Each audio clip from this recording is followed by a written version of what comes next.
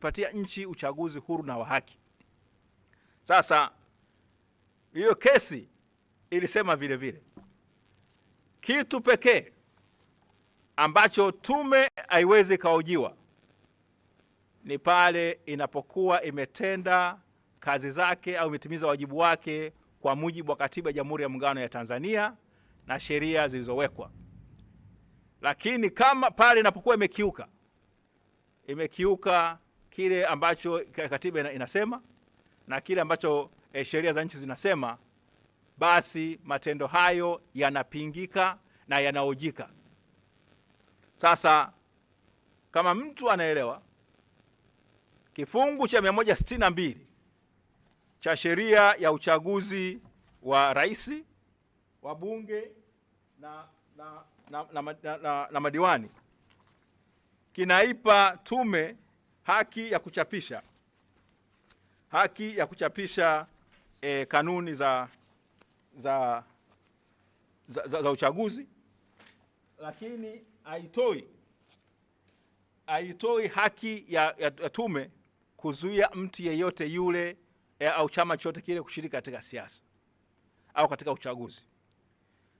Kanuni zinadai kwamba sheria inadai kwamba kila chama kisaini zile kanuni za maadili, lakini kanuni ambazo tumeletewa na ambazo zinatakiwa zimesainiwa siku ya Jumamosi zenyewe kwanza zinasema, na nitaomba niwasomee ili Watanzania wote wajue na waanze kujiuliza, je, haya ambayo tume imesema, ambayo mkurugenzi Kailima ameyasema, je, yanaashiria kitu gani? Kanuni ya 1.3 inasema muda wa kutumika kwa kanuni za maadili. Inasema hivi, naomba niwasomee Watanzania wenzangu. Kanuni hizi za maadili zitatumika katika uchaguzi mkuu wa mwaka 2025 kuanzia siku moja baada ya tarehe ya uteuzi wa wagombea wa uchaguzi mkuu hadi baada ya kutangazwa kwa matokeo ya uchaguzi huo. Vile vile kanuni hizi zitatumika katika chaguzi ndogo ndogo. Kanuni hizi zinaanza kutumika siku moja baada ya nini? Ya uteuzi wa wagombea. Niambieni hivi leo, nani kateuliwa kuwa mgombea kwa mujibu wa sheria? Awe rais, makamu wa rais, hata CCM jinsi ya mambo zile sarakasi walizofanya kule Dodoma ambazo zinakiuka katiba yao, hakuna uteuzi umeshafanyika kwa mujibu wa sheria. Hakuna fomu yoyote ya uteuzi wa wagombea ambayo imeshapelekwa kwenye tume ya uchaguzi. Kanuni hizi zinaanzaje kutumika? Wabunge, je, bunge limeshavunjwa? Kwa sababu inabidi uangalie ibara ya 38, 39 ya katiba, namna mchakato mzima kwamba nafasi ya kiti cha ubunge inakuwaje na ibara ya 40 ya katiba. Bunge bado liko kazini. Bunge halijavunjwa. Kwa hiyo hata uteuzi wa wagombea wa nini wa ubunge haujafanyika. Lakini Kailima na wakuu wake wanasema nini? Hizi kanuni zinaobana chama. Sasa kanuni zenyewe zinasemaje? Tuende kwenye 1.5. Wajibu wa kusaini na kuthibitisha kuheshimu kanuni za maadili. Kila chama cha siasa na serikali na Tume ya Uhuru ya Taifa ya Uchaguzi watawajibika kusaini kanuni hizi za maadili. Chama cha siasa ambacho hakitasaini kanuni za maadili kitazuiliwa kushiriki katika uchaguzi. Sasa unajiuliza, kifungu cha 162 cha sheria ya uchaguzi wa rais, wa bunge na madiwani akitoi adhabu yoyote kwa kutokusaini, kinasema kutakuwa na penalty. Penalty haiwezi kuwa ni adhabu ya kufanya nini? Mtu kufungiwa. Na kingine, ndugu zangu, nipende kuambia, haki ya kuchaguliwa kuwa mgombea inatolewa na katiba. Na muongozo wa sheria wa kitu gani kinamnyima mtu kuwa mgombea kimetajwa na Katiba ya Jamhuri ya Muungano ya Tanzania. Nitapenda niwapitishe katika vifungu mbalimbali vya katiba ambavyo vinazungumzia sifa hizo.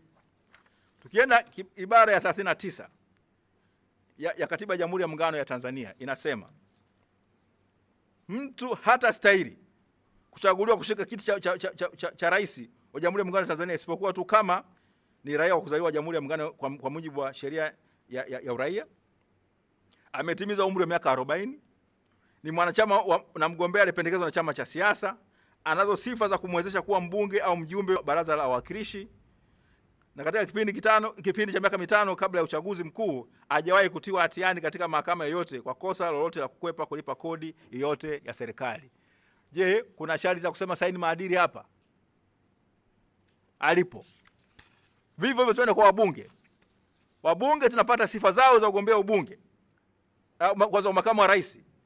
Tuanze ibara 47 ambayo inasema kutakuwa na makamu wa rais ambaye atakuwa ndiye msaidizi mkuu wa rais kuhusu mambo yote ya Jamhuri ya Muungano kwa jumla na hususan atamsaidia rais kufuatilia utekelezaji wa siku hata siku wa mambo ya muungano.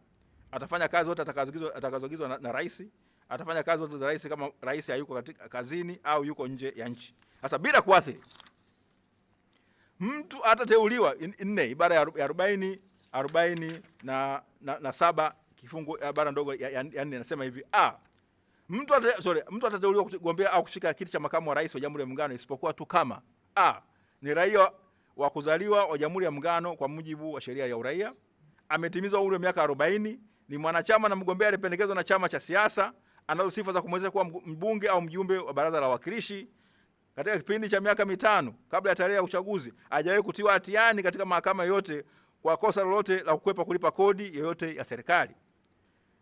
Chama akitazuiwa kumpendekeza mtu yeyote kuwa mgombea kiti cha makamu wa rais kwa sababu tu kwamba mtu huyo kwa wakati huo ameshika kiti cha rais wa Zanzibar au kinginevyo. Sasa ambacho hoja ambayo naizungumzia hapa ni sharti gani hapa ambalo linasema usiposaini kanuni za maadili kutoka kwenye katiba ambalo linasema kwamba wewe huwezi kufanya nini? Uwezi kuwa mgombea. Tunakwenda katika ibara ya 67. Ibara ya 67 ni ya msingi sana na naomba niweze kuinukuu kwa upana wake.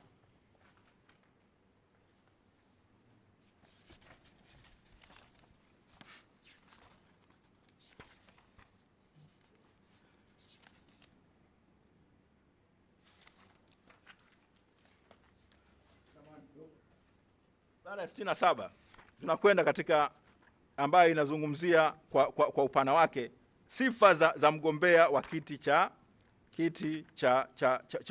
kuwa mbunge na masharti na vitu ambavyo vinamnyima haki mtu kuwa mbunge. Ibara 67 moja inasema hivi: bila kuathiri masharti yaliyomo katika ibara hii, mtu yeyote atakuwa na sifa na sifa za kustahili kuchaguliwa au kuteuliwa kuwa mbunge endapo ni raia wa Jamhuri ya Muungano aliyetimiza umri wa miaka 21 na ambaye anajua kusoma na kuandika katika Kiswahili au Kiingereza. B, ni mwanachama na ni mgombea aliyependekezwa na chama cha siasa. C, katika kipindi cha miaka mitano kabla ya tarehe ya uchaguzi hakuwahi kutiwa hatiani katika mahakama yote kwa kosa lolote lile la kukwepa kulipa kodi yote ya serikali. Ibara 67(2), mtu hatakuwa na sifa za kustahili kuchaguliwa au kuteuliwa kuwa mbunge ikiwa mtu huyo anao au kwa hiari yake amejipatia uraia wa nchi nyingine yote, au ikiwa kwa mujibu wa sheria inayotumika katika Jamhuri ya Muungano imethibitishwa na rasmi kwamba mtu huyo ana ugonjwa wa akili, au ikiwa mtu huyo amehukumiwa na mahakama yote katika kipindi cha Jamhuri ya Muungano na kupewa adhabu ya kifo au ya kufungwa gerezani kwa muda usiozidi miezi 6 kwa muda unaozidi miezi 6 kwa kukutwa na hatia ya kosa lolote vyovyote linavyoitwa kuambatana na utovu wa uaminifu, au ikiwa katika kipindi cha miaka mitano kabla ya tarehe ya uchaguzi mkuu amepata kuhukumiwa na kupewa adhabu ya kifungo kwa kosa linaloambatana na utovu na uaminifu au kuvunja sheria ya maadili ya uongozi wa umma. Sheria ya maadili ya uongozi wa umma. Bila kuingilia haki na uhuru wa mtu wa kuwa na maoni yake, kuamini atakayo, kushirikiana na wengine na kushiriki shughuli za umma kwa mujibu wa sheria za nchi, ikiwa mtu huyo si mwanachama na mgombea aliyependekezwa na chama cha siasa. Ikiwa mtu huyo ana maslahi yote katika mkataba wa serikali au aina yote aliyowekewa miko maalum kwa mujibu wa sheria iliyotungwa na bunge na iwapo amekiuka miko hiyo. Ikiwa mtu huyo ameshika madaraka ya afisa mwandamizi katika utumishi wa serikali ya Jamhuri ya Muungano wa Tanzania. Ikiwa kwa mujibu wa sheria iliyotungwa na bunge inayoshughulikia makosa yanayohusiana na uchaguzi wa aina yote, mtu huyo amezuiliwa kujiandikisha kama mpiga kura au kupiga kura katika uchaguzi wa wabunge, alafu uchaguzi wa wabunge. Ibara ya Na ibara 67 ibara ndogo ya pili, mtu hataweza kugombea kuwa mbunge kuhakikisha jimbo la uchaguzi katika uchaguzi mkuu wowote ikiwa wakati huo yeye amesimama katika uchaguzi kugombea kiti cha rais, wala hataweza kugombea uchaguzi kuwa mbunge katika uchaguzi mdogo wowote ikiwa yeye ni rais. Na bunge limepewa madaraka ya kutunga sheria za kuongoza nini? Kuongoza uchaguzi. Sasa ibara ya 67 ibara ndogo ya 4 inasema hivi: bunge laweza kutunga sheria kwa ajili ya kuweka masharti yatakayomzuia mtu asichaguliwe kuwa mbunge na kuhakikisha jimbo la uchaguzi ikiwa mtu huyo ni mwenye madaraka yanayohusiana na shughuli za kuongoza na kusimamia uchaguzi wa wabunge. Maana kama tunazungumzia mtu alichaguliwa kwa nani? Kwa kiongozi wa tume ya uchaguzi. Ya 5, bunge laweza kutunga sheria kwa ajili ya kuweka masharti yatakayomzuia mtu asichaguliwe kuwa mbunge wa kuwakilisha jimbo la uchaguzi kwa muda wote utakaotajwa na bunge, ili mradi muda huo usizidi miaka 5, ikiwa mtu huyo atapatikana na hatia mbele ya mahakama kwa ajili ya aina yoyote ya makosa yatakayotajwa katika sheria hiyo yanayohusiana na uchaguzi wa wabunge, makosa ambayo imetajwa na nini? Na sheria hiyo. Kwa madhumuni ya kutoa fursa ya kukata rufaa kwa mujibu wa sheria kwa mtu yeyote alithibitishwa rasmi kisheria kuwa na ugonjwa wa akili. Kama mtu ana ugonjwa nini? Wa akili. Na kutakuwa na kanuni zinazohusiana na adhabu za watu kupewa. Ni hoja yetu kwamba kile ambacho kimefanywa kinakiuka katiba ya Jamhuri ya Muungano wa Tanzania. Haki ya kikatiba haiwezi kupokwa kwa nini? Kwa kanuni zilizotungwa na nini? Na tume ya nini? Ya uchaguzi. Kwa hiyo tunasema tume imejielekeza vibaya, imefanya hivyo kwa nia ambayo sio sahihi, na imekiuka maagizo ya mahakama ya rufaa katika kesi ya mwanasheria mkuu na wenzake wawili dhidi ya Dr. Amani Waridi Kaburu. Kwa wale vijana wasiofahamu, Dr. Amani Waridi Kaburu ndio mbunge wa kwanza wa upinzani kuchaguliwa kuingia katika bunge la Jamhuri ya Muungano wa Tanzania, na alichaguliwa mjini Kigoma mwaka 1994. Na alikuwa ni mwanachama wa Chadema.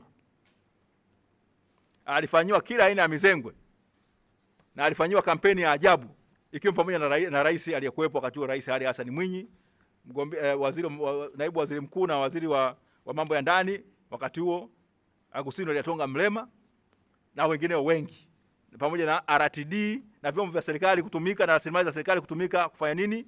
Kuendesha kampeni chafu dhidi ya Dr. Amani Waridi Kaburu ambaye alikuwa amekuja kufanya nini? Kugombea. Mahakama ya rufaa ilitoa mwongozo kwamba msingi mkubwa wa uchaguzi wa nchi yetu ni uchaguzi huru na wa haki. Kama msingi huo unakiukwa, mahakama ilisema hilo tu linatosha kufutilia mbali huo uchaguzi. Ni hoja ya Chadema kwamba yale yalitokea mwaka 94 kumekuwa na ajenda ya siri ya serikali ya CCM na tume ya uchaguzi kufanya nini? Kumomonyoa msingi wa uchaguzi wa huru na wa haki, na mwisho wa siku tuna kasha la mfumo ambalo limetengenezwa kuhakikisha kwamba Chama cha Mapinduzi kinabakia madarakani kama alivyosema Steven Wasira mpaka Yesu atakaporudi. Hujasikia mwenyekiti wa CCM akikana au akikanusha kauli hiyo. Hujasikia tume ya uchaguzi ikimuonya Steven Wasira. Hujasikia msajili wa vyama vya siasa akimuonya Steven Wasira na CCM au kuwataka wajieleze wanasemaji wao katika mfumo wa vyama vingi, wao watatawala milele. Sio kauli za kisiasa, ilikuwa ni kauli zenye lengo la kuhakikisha kwamba wanajua mfumo huu umeshawahakikishia ushindi. Sasa tunasema sisi kwamba tume kwanza, kanuni zilizotungwa hazijaanza kufanya kazi. Kanuni hizo vile vile hata kwa zenyewe, yani kanuni zenyewe zinasema zitaanza kutumika siku moja kabla ya nini? Kabla ya siku ya nini? Ya uteuzi wa wagombea.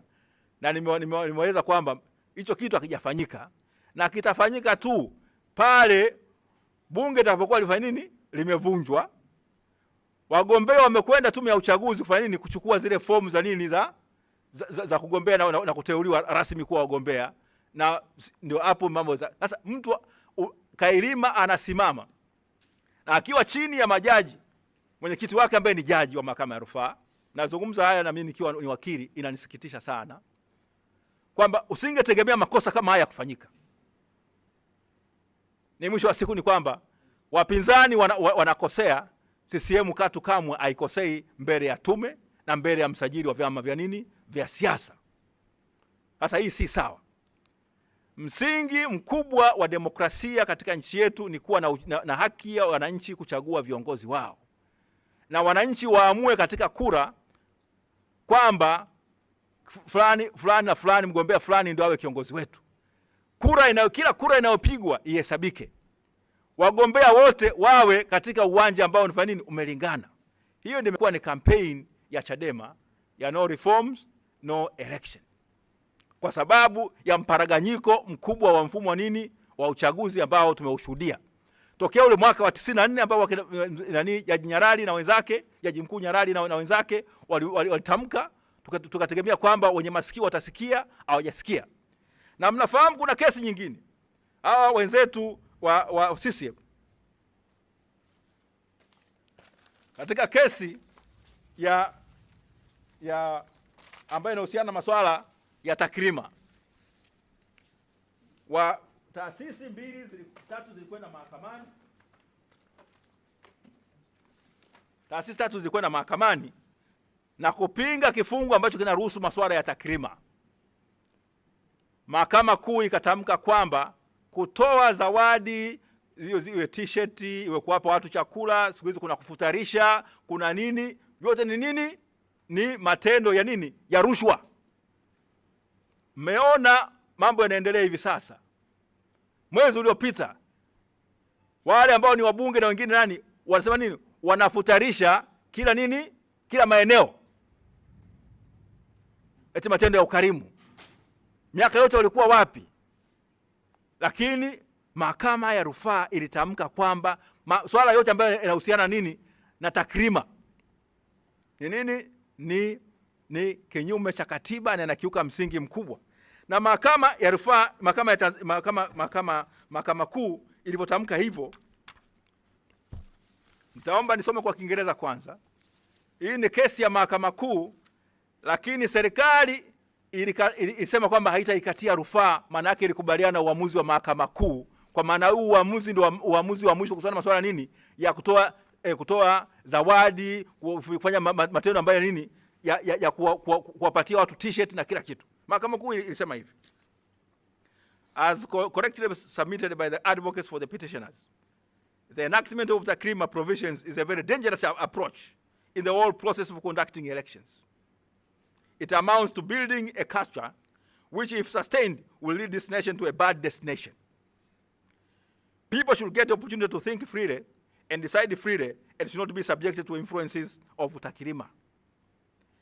They should also be left to learn that it is their responsibility or duty to elect competent candidates and not those who are able to influence voting by offering takrima. Naomba tafsiri. Mahakama Kuu ilitamka ifuatavyo: kama ilivyosemwa na wakili waleta maombi, kuingizwa kifungu cha takrima ni hatua ya hatari sana katika mchakato mzima wa uchaguzi. Ni sawa na kujenga utamaduni ambao kama ukiachwa utasababisha taifa hili kufika katika hatima mbaya. Watu lazima waachwe kuweza kufikiria kwa uhuru na kudecide na kuamua kwa uhuru, na wasiwe wasisababishwe kufikiria kutokana kwa njia za wasishawishiwe na masuala ya takrima. Lazima waachwe kujifunza utamaduni huo, unaoelewa kwamba ni jukumu lao kuchagua viongozi wanaostahili na wenye uwezo kwa maana kwamba wanaostahili kushika hizo nafasi, na sio wale ambao wanaweza kuwashawishi kwa vishawishi vya takrima, zawadi na kila vitu vya namna hiyo. Hapo ndipo tulipo. Mmeona takrima zinaendelea. Hujawahi kusikia tume ya uchaguzi inasema takrima ni haramu. Mfumo mzima saizi mwenye pesa ana uhakika wa kufanya kuchaguliwa kwa kwa kiongozi wa nchi yetu, kuwa mbunge wetu. Yote haya ndio ambayo Chadema inasema hatuwezi kuwa na mfumo ambao umeshavurugwa namna hii. Mnaona katika kesi ya Dr. Amani Walid Kaburu, mahakama